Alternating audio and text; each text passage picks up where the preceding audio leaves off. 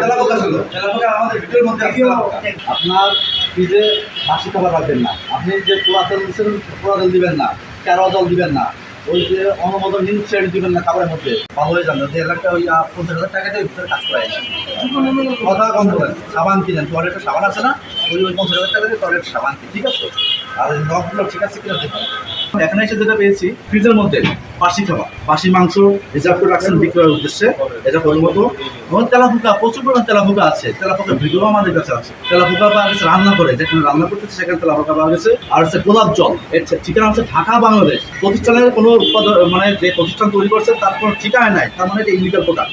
সেটা জিএসটা সিল মারা, নকল, অনুমতি নাই, এগুলো দিয়ে দিচ্ছে। তারপরে আছে গোলাপ জল আর মোগলাই সেন্ট। তা মোগলাই সেন্টটা আমরা যেটা দেখতে পাচ্ছি এখানে প্রায় কত পিস আছে?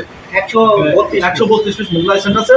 এই মোগলাই সেন্ট খুলনা বাংলাদেশ লেখা আছে, উৎপাদনকারী খুলনা বাংলাদেশ। কেউ উৎপাদন করলে কেউ প্রোডাক্টের বা মালিককে প্রোডাক্টটা যে সন্তানকে জন্ম দিলকে তার কোনো ঠিকানা নাই। মানে এই যে প্রোডাক্টের সন্তান যে মালিক তার কোনো ঠিকানা নাই, অবৈধ।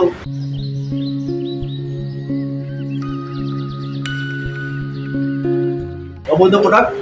আর হচ্ছে ওনার কাছে যেটা করা হয়েছে, ওনার অনেকগুলো অপরাধ এবং ওনার পরিষ্কার টয়লেটের সাবান নাই, টয়লেটের সাবান নাই। ওনার কর্মচারীদের ফিটনেস সার্টিফিকেটও না মনে হয় নাই, তার ফিটনেস সার্টিফিকেট থাকার কথা না। যার কারণে ওনার ভোক্তা থেকে সংখ্যা আইন 2009 এর 43 ধারায় 25,000 টাকা এবং 37 ধারায় উৎপাদনকারী প্রতিষ্ঠানের নাম নাই, নাই, এটার জন্য 25,000 টাকা এবং ভোক্তা পর্যায়ে প্রতিশ্রুত খাবার যথাযথভাবে সবার না করার জন্য এটা 25,000 টাকা। ধারা মোট 3টা ধারায় সর্বমোট 1 লক্ষ টাকা জরিমানা করা হয়েছে এবং ওনাদেরকে সতর্কতা দেওয়া হয়েছে।